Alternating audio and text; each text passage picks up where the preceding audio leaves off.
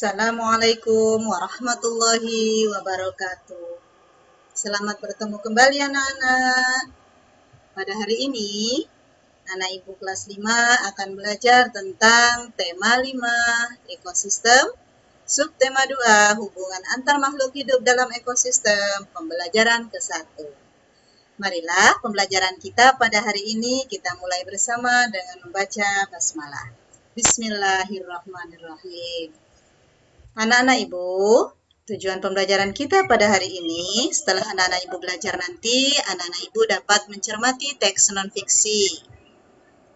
Kemudian setelah mencermati, anak-anak ibu mampu menemukan pokok pikiran dalam bacaan dengan tepat. Yang kedua, dengan menyimak keterangan tentang rantai makanan, anak-anak ibu dapat membuat sebuah gambar rantai makanan pada ekosistem lengkap dengan keterangannya. Anak-anak ibu, kita lanjutkan. Di sini ada gambar sebuah ekosistem yang banyak hidup di sana hewan-hewan. Nah, setiap makhluk hidup memiliki kebergantungan terhadap makhluk hidup yang lain. Manusia memerlukan tumbuhan dan hewan juga memerlukan manusia. Makhluk hidup juga memerlukan tanah, udara, dan matahari untuk mendukung kehidupannya. Bagaimana hubungan antar makhluk hidup dalam ekosistem? Nah, seperti yang Ibu jelaskan tadi. Nah, itu dia. Anak-anak ibu yang ibu sayangi, kita lanjutkan. Mengapa kira-kira hewan-hewan pada gambar ini menjadi langka? Lihat, di sini ada gambar hewan-hewan yang langka asli Indonesia. Apa itu? Ada anoa, ada elang Jawa, ada babi rusa, ada harimau, ada komodo, badak, orangutan, tarsius tumpalna. Itu semuanya termasuk hewan-hewan langka. Kenapa ya kok bisa langka?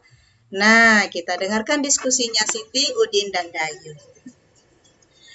Din, menurutmu mengapa hewan-hewan tersebut menjadi langka? Tanya Siti. Udin menjawab, tadi Bu Guru mengatakan bahwa salah satu penyebabnya adalah berkurangnya ketersediaan makanan bagi mereka. Berkurangnya ketersediaan makanan akan mengganggu rantai makanan yang ada pada ekosistem.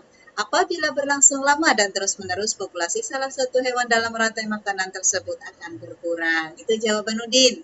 Nah, Dayu menimpali, betul juga ya. Jika makanan mereka berkurang, populasi mereka pasti juga akan berkurang. Tetapi, apa sih yang dimaksud dengan rantai makanan dalam ekosistem itu?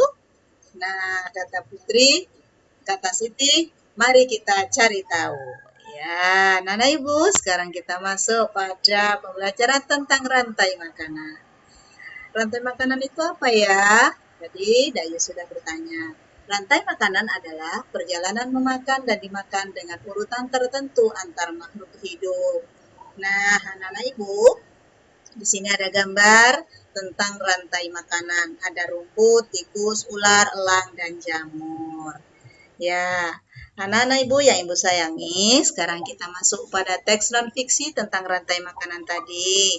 Nanti anak-anak ibu bisa membacanya di halaman 55 dan 56 dalam buku siswa. Silakan dibaca ya, cermati. Ini masih masuk dalam halaman 55 dan 56. Kemudian setelah itu kita baru tahu ternyata dalam setiap bacaan itu tentu ada ide pokoknya. Ide pokok yang tertuang dalam pokok pikiran. Dengan mengetahui pokok pikiran yang ada, kita dapat dengan mudah mengetahui informasi-informasi penting yang terdapat dalam bacaan. Apa sih ide pokok itu? Ide pokok merupakan sebuah topik yang menjadi pokok pengembangan paragraf. Maka dari itu bentuk kalimatnya selalu umum. Setelah atau sebelum ide pokok, dalam kalimat utama terdapat penjelas yang disebut kalimat penjelas. Nah, bagaimana ya cara menentukan ide pokok? Kita lihat bersama. Yang pertama, anak-anak ibu bacalah teks dengan seksama dan cermat. Kemudian, carilah kalimat utama dari bacaan yang diberikan. Selanjutnya, ubahlah kalimat utama menjadi kalimat yang lebih kompleks. Kemudian, tandai informasi penting sesuai dengan bahasan pada kalimat utama. Kemudian, terakhir, baca kembali dengan teliti sampai kamu menemukan ide pokok bacaan. Kita lanjutkan ya. Oke, sekarang kita masuk pada contoh menentukan ide pokok. Iya, anak-anak ibu yang ibu sayangi. Di sini ada contoh. Bencana banjir lumpur akibat jebolnya tanggul Situ Gintung di Tangerang Selatan menimbulkan berbagai macam penyakit. Beberapa penyakit yang akan timbul sesudah bencana adalah diare, tifus, leptospirosis, dan demam berdarah. Masalah kesehatan pada korban dan masyarakat di sekitar lokasi harus segera diantisipasi. Beberapa penyakit itu muncul karena lingkungan kotor dan sumber air bersih yang tercemar lumpur.